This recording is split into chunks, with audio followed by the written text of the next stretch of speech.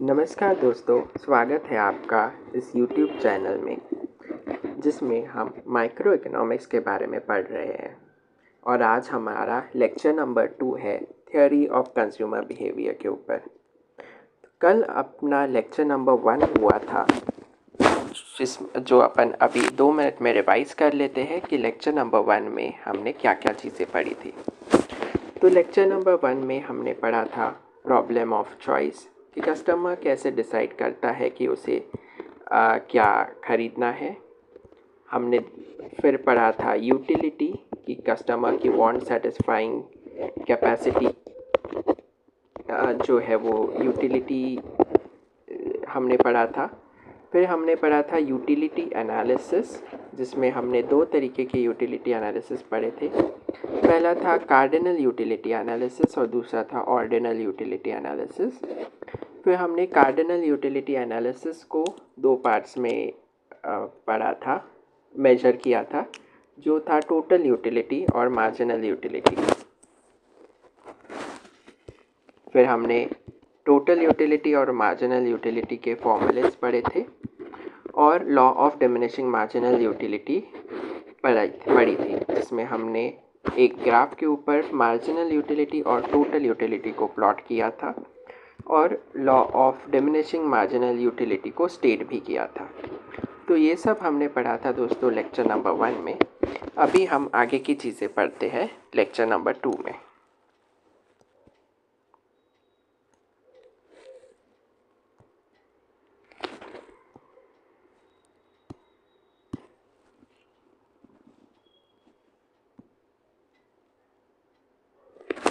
Okay, तो दोस्तों शुरू करते हैं आज का टॉपिक, जो कि स्टार्ट होता है डिमांड से। तो दोस्तों हम अभी पढ़ेंगे कि डिमांड क्या है। तो द डिमांड को डिफाइन किया है the quantity of a commodity that a customer is willing to buy and is able to afford. तो यहाँ पे 2 शब्द बहुत इम्पॉर्टेंट है। उसका कस्टमर की विल भी होनी चाहिए, मतलब वो कस्टमर चाहता भी है कि वो चीज़ वो ख़रीदे और वो अफोर्ड भी कर सकता है। तो अगर ये दोनों अगर चीज़ें सेटिस्फाई हो रही है कि अगर मुझे एक टी शर्ट चाहिए है और वो टी शर्ट समझो 500 रुपये का है और मेरे पास जो सेविंग है वो अगर 10,000 रुपये की है, तो ऑफ कोर्स मैं ये 500 का टी शर्ट अफोर्ड कर सकता हूँ और मुझे ये चाहिए भी है। तो ये दोनों कंडीशंस यहाँ पे सेटिस्फाई हो चुकी है कि मैं विलिंग भी हूँ टी शर्ट ख़रीदने के लिए और मैं अफोर्ड भी कर सकता हूँ, और given that the prices of goods and income of the consumer remains constant. मतलब कि ये टी शर्ट जो है वो 500 का ही रहेगा और मेरी जो सेविंग है, मतलब मेरी जो इनकम है, वो 10,000 ही रहेगी।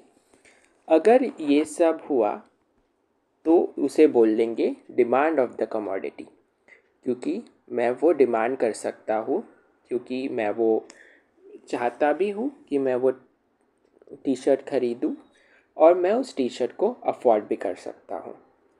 तो अभी एक बहुत इम्पॉर्टेंट टॉपिक कवर करते हैं, जो है factors affecting the demand of the commodity, कि कौन से फैक्टर्स के ऊपर ये मेरा जो डिमांड है वो अफेक्ट करेगा। तो सबसे पहला फैक्टर है दोस्तों प्राइस ऑफ द कमोडिटी, कि वो कमोडिटी जो है वो कितने प्राइस की है। जैसे कि अपन ने देखा था वो टी शर्ट जो मुझे चाहिए था वो 500 रुपीज़ का है, और इनकम ऑफ द कंज्यूमर, और वो इनकम कितनी है, मैंने जो जितने पैसे सेव किए थे वो था 10,000 रुपीज़। तो यहाँ पे ये दोनों कंडीशंस पे मेरा डिमांड डिपेंड करेगा। अगर ये टी शर्ट अगर बहुत ही अच्छे ब्रांडेड कंपनी का होगा तो अगर वो 10,000 से ज़्यादा का टी शर्ट होगा तो मैं उस टी शर्ट की डिमांड नहीं कर सकता हूँ। या फिर अगर मेरी इनकम उतनी नहीं होगी कि मैं वो टी शर्ट अफोर्ड कर सकता हूँ तो फिर मैं वो टी शर्ट नहीं खरीद सकता, टी शर्ट की डिमांड नहीं कर सकता। तो ये दो एक इम्पॉर्टेंट फैक्टर्स है। दूसरा है टेस्ट एंड प्रेफरेंसेस, कि मुझे कौन से तरीके के टी शर्ट्स अच्छे लगते हैं या टी शर्ट्स मुझे ख़रीदने का प्रेफरेंस है ही नहीं। अगर मुझे पैंट ख़रीदना है या फिर मुझे 200 रुपये के टी शर्ट अच्छे लगते हैं, मेरा टेस्ट कैसा है, मुझे किस ब्रांड के टी शर्ट्स अच्छे लगते हैं, या फिर मुझे उस टी शर्ट खरीदने या ना खरीदने का प्रेफरेंस है, उसके भी ऊपर ये डिमांड उस टी शर्ट की डिमांड डिपेंड करेगी। फोर्थ है price of the commodities like substitutes and complements. तो ये जो फोर्थ पॉइंट है इसको हम डिटेल में भी पढ़ेंगे जब अपन सब्सटीट्यूट्स और कॉम्प्लीमेंट्स का टॉपिक पढ़ेंगे। बट फ़िलहाल के लिए एक छोटा सा एग्ज़ाम्पल देता हूँ। सब्सटीट्यूट का एग्ज़ाम्पल है टी ऑब्लिक कॉफ़ी।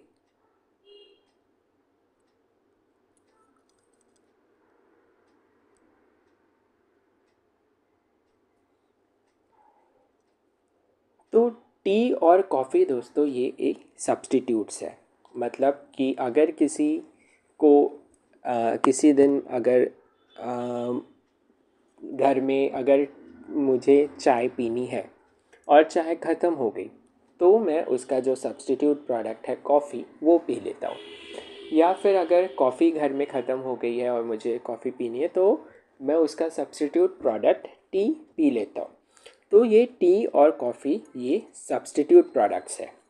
और कॉम्प्लीमेंट प्रोडक्ट्स का छोटा सा एग्जांपल देता हूँ, कार और पेट्रोल।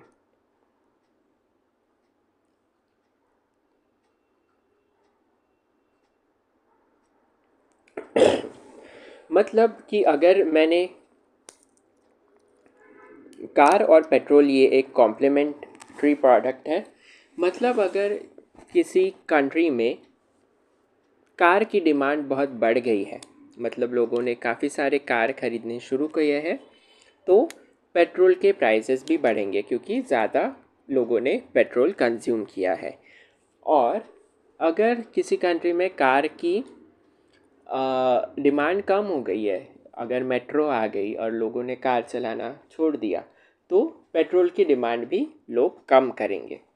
तो ये कॉम्प्लीमेंट्री प्रोडक्ट्स है कार और पेट्रोल। तो ऐसे अगर अपने कमोडिटी के सब्स्टिट्यूट या कॉम्प्लीमेंट्री प्रोडक्ट के प्राइजेस में अगर चेंज हुआ तो भी अपने उस कमोडिटी का जो डिमांड है उसमें फ़र्क पड़ता है। तो ये 4 इम्पॉर्टेंट अपने फैक्टर्स हैं जो अफेक्ट करते हैं अपने डिमांड को।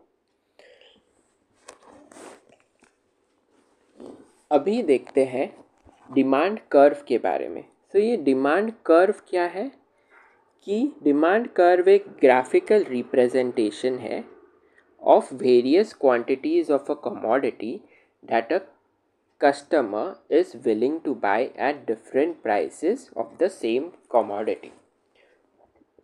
मतलब जैसे अपन ने ऊपर देखा था कि मेरा टी शर्ट जो था वो 500 का था,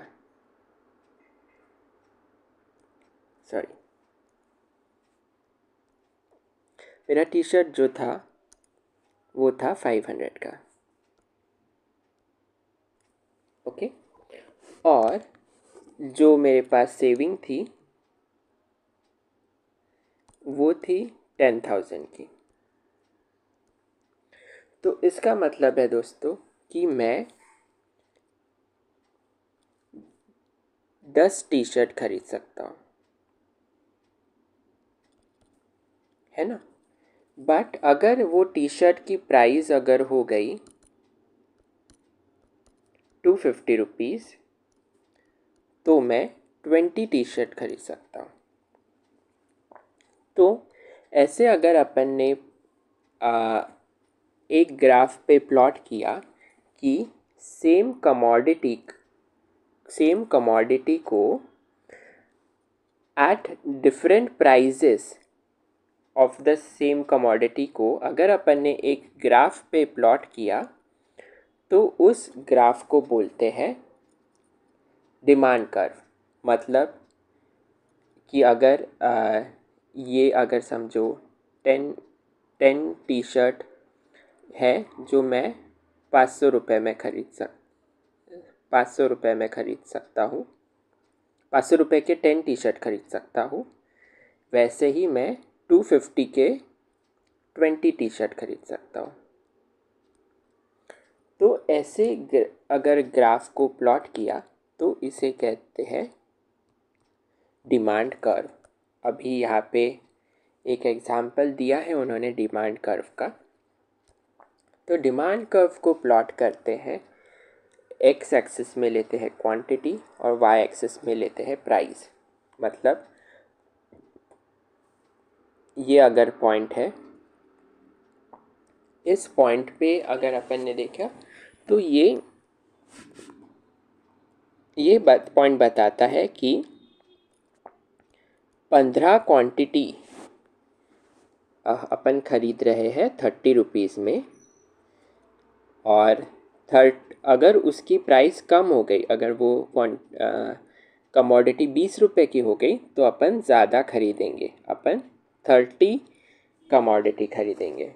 अगर उसकी प्राइस और ज़्यादा कम हो गई, मतलब अगर 10 रुपीज़ की हो गई वो कमोडिटी, तो अपन 55 क्वांटिटीज़ खरीदेंगे सेम प्रोडक्ट के।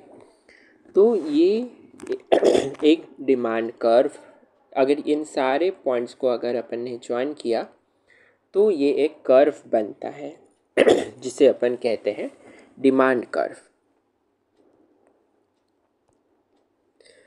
तो इसके कुछ फीचर्स है दोस्तों, कि पहला है कि the downward sloping demand curve shows, कि अभी ये जो स्लोप आप देख रहे हो ये एक डाउनवर्ड स्लोपिंग है, ये नीचे की ओर जा रहा है। तो ऐसा क्यों जा रहा है और ये क्या दर्शाता है, ये अपन देखते हैं कि ये जो डाउनवर्ड स्लोपिंग कर्व है ये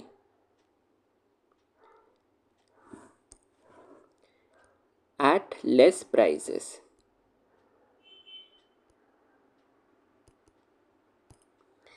एट लेस प्राइसेस क्या होगा, the individual is willing to buy more of commodity X. मतलब जैसे जैसे प्राइस कम हो रहा है वैसे वैसे क्वांटिटी बढ़ रही है। अगर अपन ने इसका उल्टा देखा कि अगर प्राइस बढ़ी तो क्या होगा, मतलब 10 रुपये की चीज़ थी तो अब अपन 55 क्वांटिटी का खरीद रहे हैं। अगर 10 से प्राइस बढ़ गई, अगर प्राइस 20 रुपीज़ हो गई तो अपन क्वांटिटी 30 ही खरीद पाएंगे, मतलब अपनी क्वांटिटी कम हो गई। मतलब at higher prices the customer is willing to buy less of commodity X. Okay, तो ये दो चीज़ें ये ग्राफ बताता है। इसी से अपन लॉ ऑफ डिमांड भी पढ़ते हैं। मतलब लॉ ऑफ डिमांड ये एक बहुत इम्पॉर्टेंट लॉ है माइक्रो इकोनॉमिक्स का, जो कि कहता है कि there is a negative relationship between price of a commodity and the quantity demanded. जैसे जैसे उस कमोडिटी की प्राइस बढ़ रही है वैसे वैसे क्वांटिटी डिमांडेड कम हो रही है, और अगर प्राइस कम हो गई तो क्वांटिटी डिमांडेड ज़्यादा हो जाएगी। तो इसीलिए इसका जो रिलेशनशिप है उसे बोला गया है नेगेटिव रिलेशनशिप प्राइस और क्वांटिटी डिमांडेड के बीच में। तो ये दोस्तों, ये क्यों ऐसा होता है कि क्यों डाउनवर्ड स्लोपिंग है? तो इसका आंसर है मार्जिनल यूटिलिटी, कि ये जो डिमांड कर्व है जो ऐसा डाउनवर्ड स्लोपिंग है, वो क्यों डाउनवर्ड स्लोपिंग है? क्योंकि डिमिनिशिंग मार्जिनल यूटिलिटी। अभी अपन ने कल ही पढ़ा था कि मार्जिनल यूटिलिटी किसी भी प्रोडक्ट की डिमिनिशिंग रहती है। मतलब कि अगर मेरे पास 5 टी शर्ट्स है ऑलरेडी,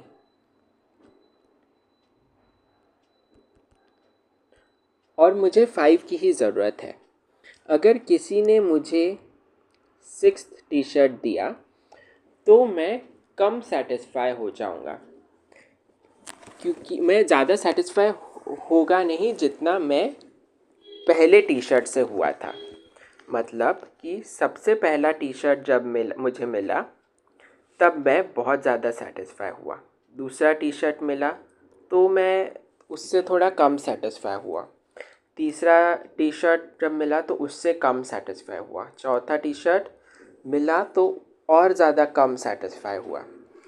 तो ये कह रहा है कि each successive unit of a commodity provides lower marginal utility। मतलब जो सेकेंड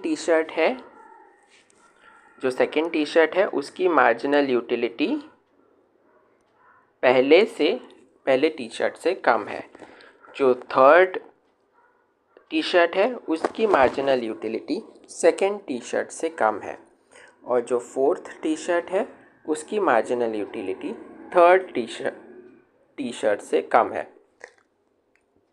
तो इसलिए ऐसा कहा गया है कि for each successive unit a commodity provides lower marginal utility, hence the individual will not be willing to pay as much for each additional unit।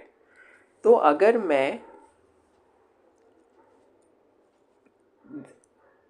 Come satisfy हो रहा हूँ उस प्रोडक्ट को लेके, तो मैं ज़्यादा पे क्यों करूँगा जितना मैंने फ़र्स्ट टाइम किया था। तो ऑथर ये बोल रहा है कि फ़र्स्ट टाइम कस्टमर ज़्यादा पे करेगा क्योंकि उसे लगेगा कि वो आइटम पाने से उसे ज़्यादा सेटिस्फैक्शन मिल रहा है।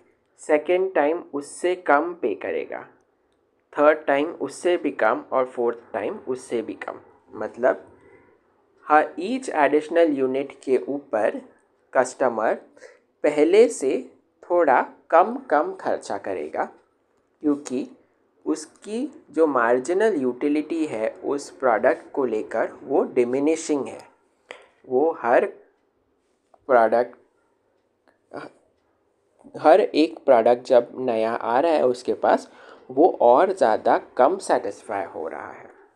तो इसीलिए ये एक डाउनवर्ड स्लोपिंग कर्व है कि जैसे जैसे क्वांटिटी बढ़ रही है कस्टमर्स कम पे कर रहे हैं उसी चीज़ को लेके। अभी अपन देखते हैं न्यू टॉपिक को, जो है ऑर्डिनल यूटिलिटी एनालिसिस। तो दोस्तों कल अपन ने देखा था कार्डिनल यूटिलिटी और ऑर्डिनल यूटिलिटी। कार्डिनल यूटिलिटी में हमने देखा था कि कार्डिनल यूटिलिटी वो यूटिलिटी है जिसको हम न्यूमेरिकल फॉर्म में रिप्रेजेंट कर सकते हैं। मतलब एक टी शर्ट को ख़रीदने के बाद मुझे 50 यूटिल्स की सेटिस्फैक्शन मिला, या फिर एक टी शर्ट की यूटिलिटी 50 यूटिल्स है, वैसे हमने न्यूमेरिकल टर्म्स में कल प्रेजेंट किया था। बट ऑर्डिनल यूटिलिटी के बारे में हमने ये कहा था कि ऑर्डिनल यूटिलिटी में हम किसी भी कमोडिटी की यूटिलिटी को हम न्यूमेरिकल फॉर्म में रिप्रेजेंट नहीं कर सकते हैं, उसको सिर्फ रैंक कर सकते हैं। मतलब कि दो कमोडिटीज़ है, और दो कमोडिटीज़ को अपन रैशनली कंपेयर करेंगे और अपने जजमेंट के ऊपर कहेंगे कि अगर मेरे पास मुझे टी शर्ट की ज़रूरत है तो मैं कहूँगा कि टी शर्ट्स की यूटिलिटी मेरे लिए ज़्यादा है पैंट की यूटिलिटी से। तो हमने शर्ट और पैंट को रैंक किया था in the order of utility. तो वैसे ही दोस्तों यहाँ पे एक एग्ज़ाम्पल दिया है जिसको अपन शॉर्ट में पढ़ेंगे और फिर थियोरी के ऊपर जाएंगे। तो यहाँ पे दो कॉम्बिनेशन के गुड्स दिए हैं, एक है बनाना और दूसरा है मैंगोज़। तो पहला कॉम्बिनेशन ये है कि अगर उसने एक बनाना ख़रीदा और 15 मैंगो ख़रीदे तो उसकी यूटिलिटी सेटिस्फाई हो रही है, मतलब उसका पेट भर रहा है। तो अगर एक बनाना लिया जैसे इधर तो उस और 15 मैंगोज़ लिए तो ये जो कॉम्बिनेशन बन रहा है 1 बनाना और 15 मैंगोज़ का, जो कि पॉइंट ए है, तो ये उसकी सेटिस्फैक्शन है कि इस कॉम्बिनेशन ऑफ फ्रूट्स के ऊपर वो सेटिस्फाई हो रहा है। अगर वही अपन ने नंबर ऑफ़ बनानास 2 कर दिए तो उसे अगर बनाना बढ़ा तो उसे दूसरा कोई मैंगोज़ में उसे कॉम्प्रोमाइज़ करना पड़ेगा क्योंकि सब तो वो नहीं खा पाएगा। तो अगर 2 बनाना अगर उसने खाए और 12 मैंगोज़ खाए तो उसका पेट भर रहा है, मतलब वो सेटिस्फाई हो रहा है पॉइंट बी के ऊपर।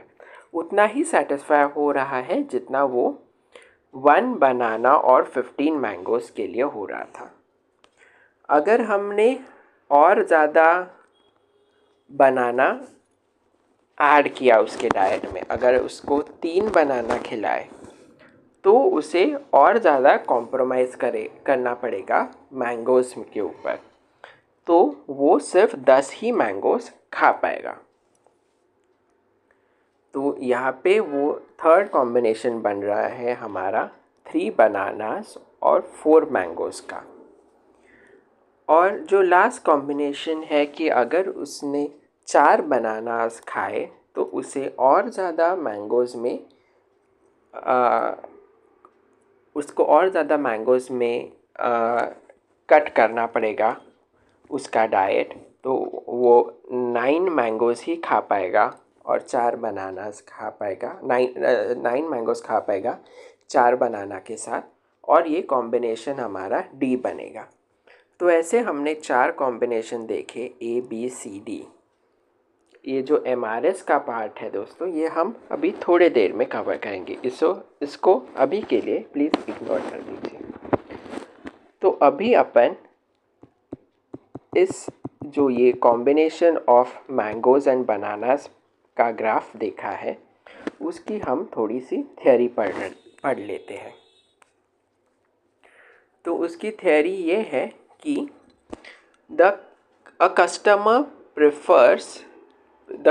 preferences over the set of available bundles can often be represented diagrammatically। तो मतलब जो अपने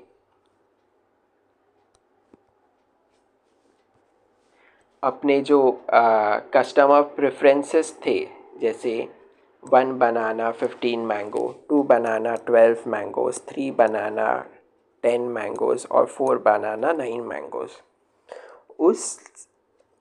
वो 4 एक बंडल है। जैसे 1 बनाना 15 मैंगो एक अपना बंडल हो गया कस्टमर प्रेफरेंस का। तो ये जो 4 अपने ए बी सी डी, ये जो 4 अपने कस्टमर बंडल्स बने हैं, ये जो 4 अपने कस्टमर बंडल्स बने हैं उसको डायग्रामेटिकली रिप्रेजेंट आसानी से किया जाता है, जैसे कि अपन ने ऊपर देखा था। ऊपर अपन ने ग्राफ में उसको डायग्रामेटिकली रिप्रेजेंट भी किया था यहाँ पे। तो अभी ये कह रहा है आगे ऑथर कि the bundles available to the customer can be plotted as points in 2 dimensional diagram. तो हमने ये भी ऊपर किया कि ये जो कस्टमर के बंडल्स हैं उसको हमने पॉइंट्स दिए और उन पॉइंट्स को हमने डायग्रामेटिकली प्लॉट भी किया। हमने एक्स एक्सिस पे प्लॉट किया बनाना और वाई एक्सिस पे प्लॉट किया मैंगोज़, और ये सारे जो पॉइंट्स थे अपने ABCD उनको प्लॉट किया और एक लाइन बनाई जो कि थी अपनी स्लोप।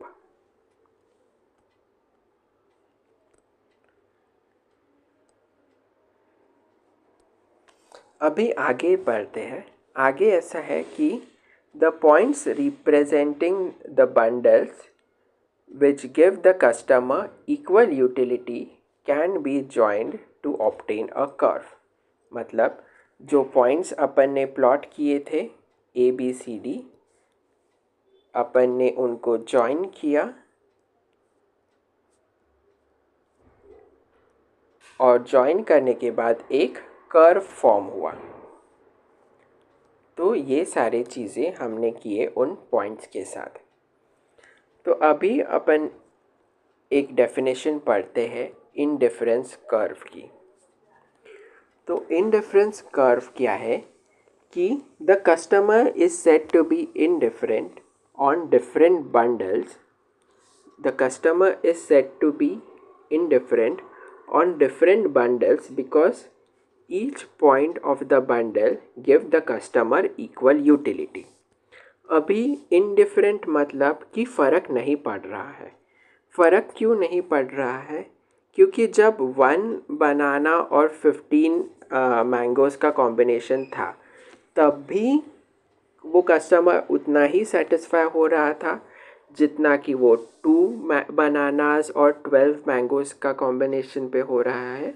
वो उतना ही सेटिस्फाई हो रहा है 3 बनानास और 10 मैंगोज़ के कॉम्बिनेशन के ऊपर, और उतना ही सेटिस्फाई हो रहा है 4 बनानास और 9 मैंगोज़ के कॉम्बिनेशन के ऊपर। तो इन चारों कॉम्बिनेशन के ऊपर अगर कस्टमर इक्वली सेटिस्फाई हो रहा है तो इसलिए उस कर्व का नाम दिया है इनडिफरेंस कर्व। मतलब कस्टमर को फ़र्क नहीं पड़ेगा कि वो कौन सा कॉम्बिनेशन ले रहा है, क्योंकि वो सारे ही कॉम्बिनेशन में इक्वली सेटिस्फाई हो रहा है। दूसरा पॉइंट है such a curve joining all the points representing the bundles among which the customer is indifferent is called indifference curve। मतलब हमने पॉइंट ABCD को जब ज्वाइन किया तो सारे पॉइंट के ऊपर कस्टमर इक्वली सेटिस्फाई था। कस्टमर इनडिफरेंट था कि वो कौन सा पॉइंट सेलेक्ट कर रहा है, क्योंकि सारे पॉइंट्स के ऊपर वो इक्वली सेटिस्फाई हो रहा है। तो इसलिए ऐसे कर्व को हम बोलेंगे इनडिफरेंस कर्व। और लास्ट पॉइंट है इनडिफरेंस कर्व का ये है कि all the points lying on an indifference curve provide the customer with the same level of satisfaction। ये हमने ऊपर पहले भी इसके बारे में बात की थी, क्योंकि ये कस्टमर इंडिफरेंट है उन कॉम्बिनेशन ऑफ पॉइंट्स के लिए, पॉइंट ABCD और मैंगोज़ और बनाना के कॉम्बिनेशन के ऊपर। तो इसलिए वो सारे पॉइंट्स उस स्लोप के ऊपर गिरने वाले सारे पॉइंट्स पे इक्वली सेटिस्फाई हो रहा है। तो ये कुछ स्पेशल फीचर्स थे इनडिफरेंस कर्व के जिसको हमने ऊपर प्लॉट किया था। अभी अपन नेक्स्ट टॉपिक पे आते हैं, वो है मार्जिनल रेट ऑफ सब्स्टिट्यूशन। अभी दोस्तों ये मार्जिनल रेट ऑफ सब्स्टिट्यूशन क्या है? मार्जिनल रेट ऑफ सब्स्टिट्यूशन मतलब the amount of commodity A that the customer has to forgo in order to get the additional commodity B। मतलब कि अभी अपन ने ऊपर देखा था कि अगर यहाँ पे जब उस पर्सन के पास एक बनाना था तो वो 15 मैंगोज़ कंज्यूम कर पा रहा था, बट जैसे ही अपन ने नंबर ऑफ़ बनानास बढ़ाए तो उस आदमी को मैंगोज़ में कॉम्प्रोमाइज़ करना पड़ा, मतलब 3 मैंगोज़ उसको कम करने पड़े थे। तो इसलिए उसको 3 मैंगोज़ फॉरगो करने पड़े एक बनाना बढ़ाने के लिए। तो इसलिए यहाँ पे कहा गया है कि the amount of commodity A that the customer has to forgo in order to get an additional commodity B, मतलब एक बनाना को इंक्रीज़ करने के लिए हमने कितने मैंगोज़ खोने पड़े अपन को, उसकी टोटल यूटिलिटी सेम रहने के लिए उसे कहते हैं मार्जिनल रेट ऑफ सब्स्टिट्यूशन। मतलब हमने 3 मैंगोज़ को खोया एक बनाना ऐड करने के लिए, तो इसलिए उसका मार्जिनल रेट ऑफ सब्स्टिट्यूशन हुआ 3:1, मतलब change in y by change in x। तो अभी अपन इधर इस ग्राफ के सारे मार्जिनल रेट ऑफ सब्स्टिट्यूशन निकालने की कोशिश करते हैं। जैसे कि अपन ने देखा था यहाँ पे इस पॉइंट पे जो बनाना ऐड हुआ था वो है 1, बट मैंगोज़ कितने खोने पड़े उसको 3। तो इसका जो मार्जिनल रेट ऑफ सब्स्टिट्यूशन है वो हो गया 3:1। अभी अगर इधर अगर और एक हमने बनाना ऐड किया तो उसको मैंगोज़ खोने पड़े थे 2, तो अभी इसका मार्जिनल रेट ऑफ सब्स्टिट्यूशन हो गया 2:1। अभी अगर अपन ने और एक बनाना ऐड किया तो उसे और एक मैंगो खोना पड़ा था, तो इसका मार्जिनल रेट ऑफ सब्स्टिट्यूशन हो गया 1:1। तो ऐसे हमने इस ग्राफ के सारे मार्जिनल रेट ऑफ सब्स्टिट्यूशन को देखा है। अभी अपन आज के लास्ट टॉपिक पे आते हैं, जो कि है law of diminishing marginal rate of substitution. बहुत ही छोटा सा टॉपिक है दोस्तों, जल्दी से पढ़ लेते हैं।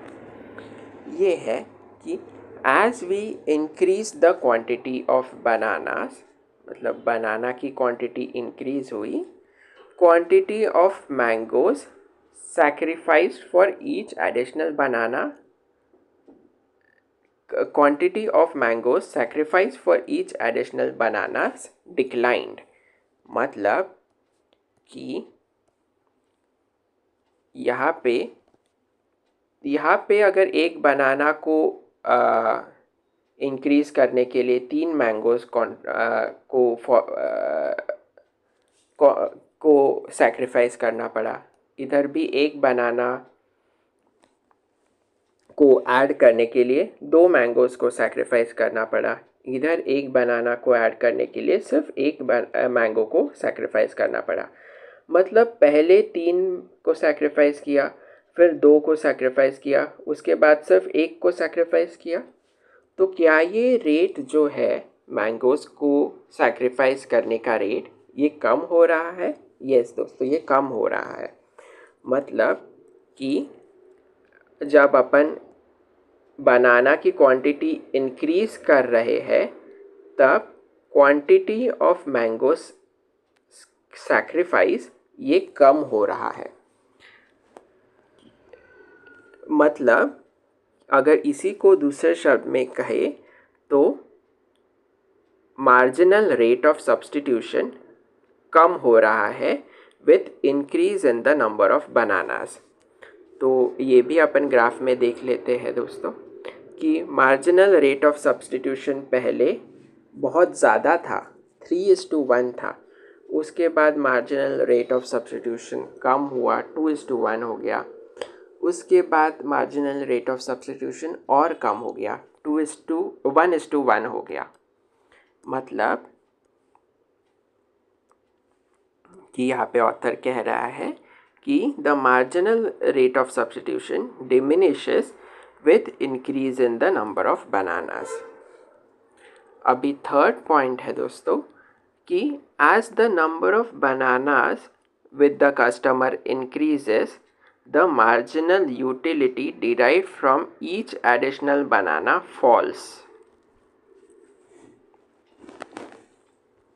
मतलब ये तो अभी अपन ने बहुत बार पढ़ चुके हैं कि जब अपने पास सेम कमोडिटी के आइटम्स ज़्यादा हो जाते हैं, जैसे जैसे ज़्यादा होते जाते हैं वैसे वैसे उसकी मार्जिनल यूटिलिटी हमारे लिए कम होती जाती है। तो इसलिए यहाँ पे कहा गया है कि अगर नंबर ऑफ़ बनानाज उस कस्टमर के पास इंक्रीज़ हो रहा है तो मार्जिनल यूटिलिटी जो बनाना से डिराइव हो रही है वो भी कम हो रही है। Similarly the fall in quantity of mangoes, the marginal utility derived from the mangoes increases. मतलब कि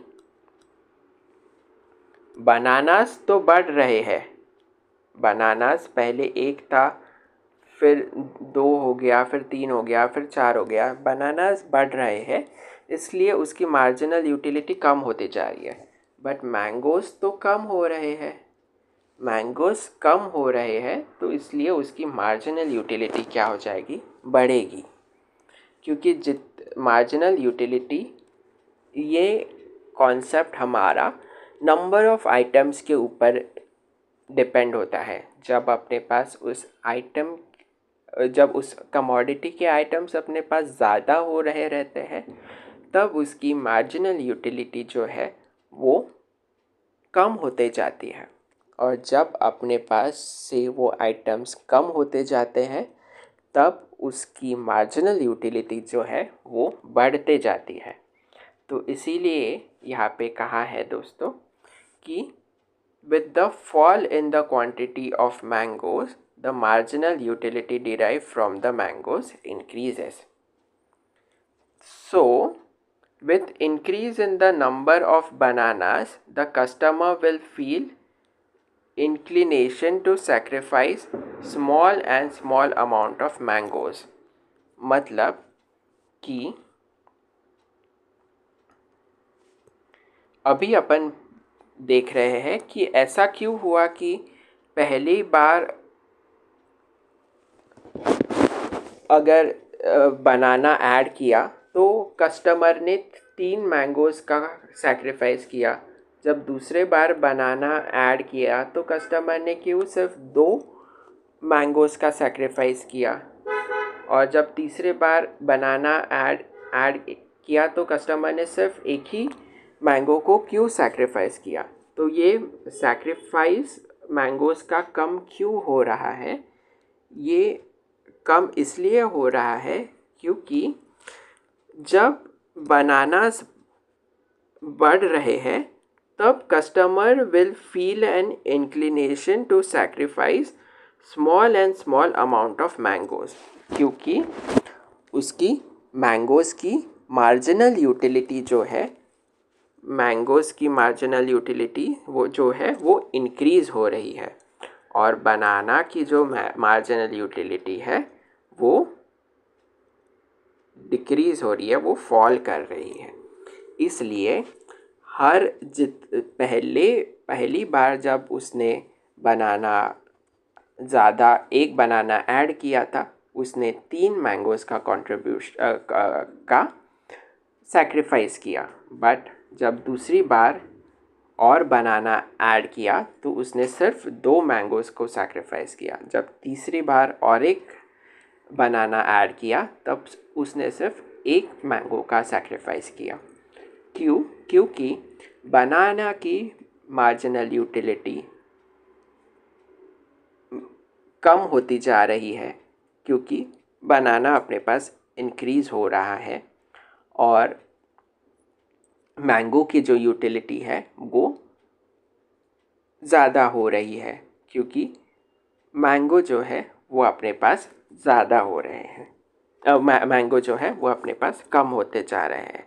तो ये दोस्तों एक साइकोलॉजिकल फिनोमेना भी है, और हम जितना ज़्यादा इकोनॉमिक्स को पढ़ेंगे उतना अपन समझ पाएंगे कि इकोनॉमिक्स और ह्यूमन साइकोलॉजी ये काफ़ी रिलेटेड चीज़ें हैं। तो ये एक उसका एक परफेक्ट एग्ज़ाम्पल है कि ये सिर्फ फीलिंग्स के ऊपर ऐसा खेल खेल रहे हैं कि जैसे जैसे अपने बनानास बढ़ रहे हैं वैसे वैसे कस्टमर को ऐसी फीलिंग आ रही है, ऐसा इंक्लिनेशन आ रहा है कि वो और कम और कम और कम मैंगोज़ को सैक्रिफाइस करे हर बार जब वो नया बनाना ऐड करे अपने डाइट में। सो लास्ट पॉइंट है कि this tendency for the marginal rate of substitution to fall with increase in the quantity of bananas is called law of diminishing marginal rate of substitution। अभी marginal rate of substitution अपन ने पढ़ा था, और marginal rate of substitution ये जो है decrease हो रहा है, तो इसीलिए इस लॉ को कह रहे हैं law of diminishing marginal rate of substitution. तो यहाँ पे अपना आज का लेक्चर एंड होता है दोस्तों। अभी अपन शॉर्ट में रिवाइज कर लेते हैं कि आज हमने क्या क्या चीज़ें पढ़ी हैं। तो आज हमने सबसे पहले पढ़ा है डिमांड, कि डिमांड क्या है। डिमांड कब करता है कस्टमर, जब वो विलिंग है उस प्रोडक्ट को ख़रीदने के लिए और वो अफोर्ड भी कर सकता है। और फैक्टर्स क्या है जिसके ऊपर उस कमोडिटी का डिमांड डिपेंड करता है, वो है price of the commodity, income of the customer, customer के टेस्ट ऑफ प्रेफरेंसेस, और और उस कमोडिटी के सब्स्टिट्यूट्स और कॉम्प्लीमेंट्स के प्राइजेस के ऊपर। देन बाद में अपन ने पढ़ा था कि डिमांड कर्व को अपन ने ग्राफिक प्रेजेंटेशन किया था, और एक ग्राफ बनाया था हमने, क्वांटिटी एक्स एक्सेस पे लिए थे और प्राइस हमने लिया था वाई एक्सेस पे ऊपर, और हमने एक डिमांड कर्व प्लॉट किया था और बोला था कि ये डिमांड कर्व एक डाउनवर्ड स्लोपिंग कर्व है। और ये डाउनवर्ड स्लोपिंग कर्व क्यों है दोस्तों?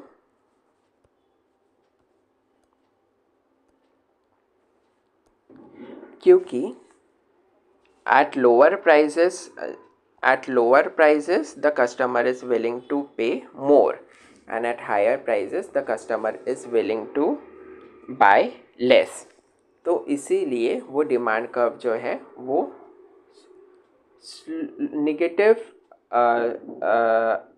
रिलेशनशिप है उसका प्राइस और क्वांटिटी डिमांडेड के ऊपर।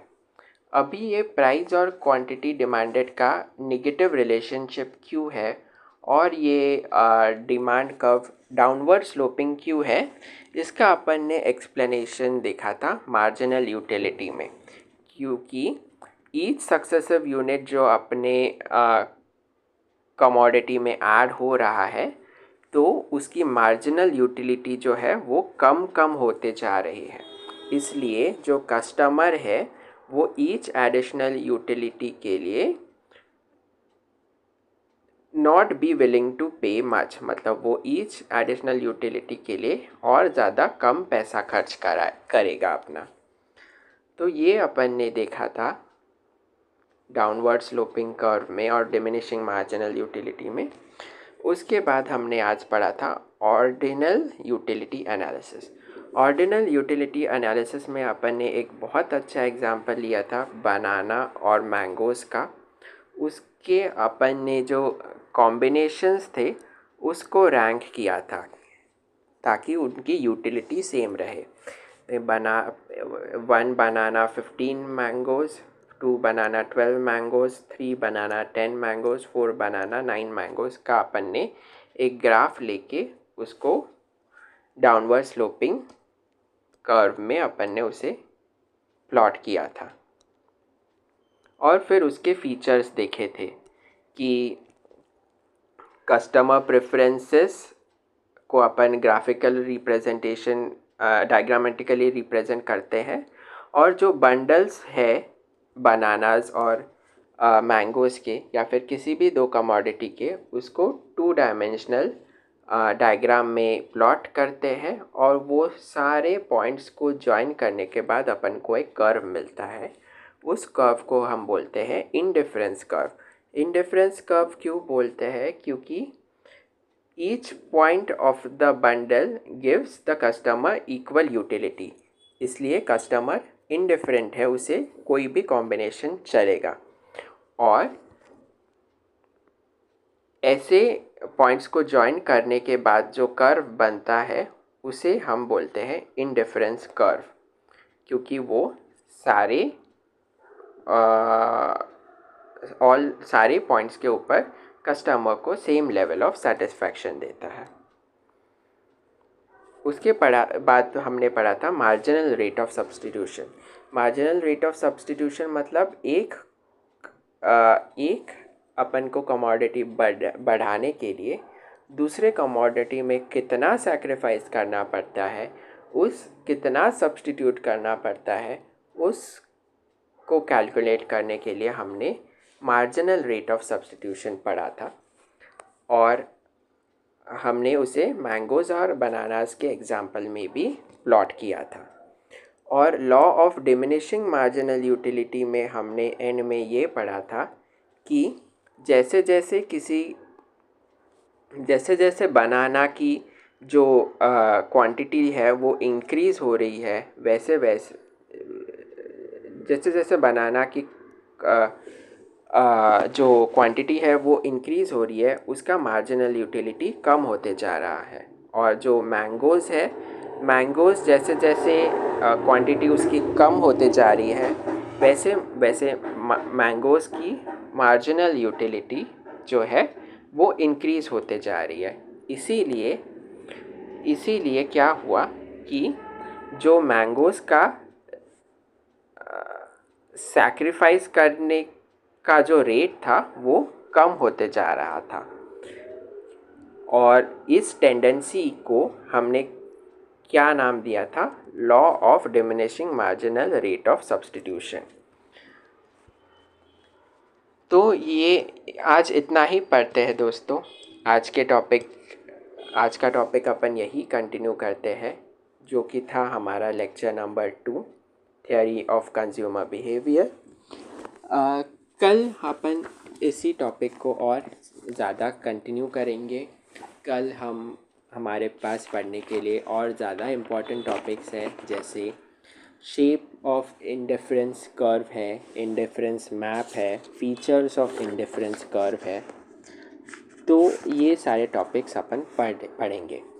अगर आपको आज का लेक्चर अच्छा लगा हो तो प्लीज़ लाइक करिए, सब्सक्राइब करिए इस चैनल को, और thank you for giving me your time. So आज का लेक्चर अपन यहीं पे एंड करते हैं। कल मिलते हैं नए वीडियो के साथ जिसमें अपन पढ़ेंगे more detail about indifference curve. Thank you and have a good day.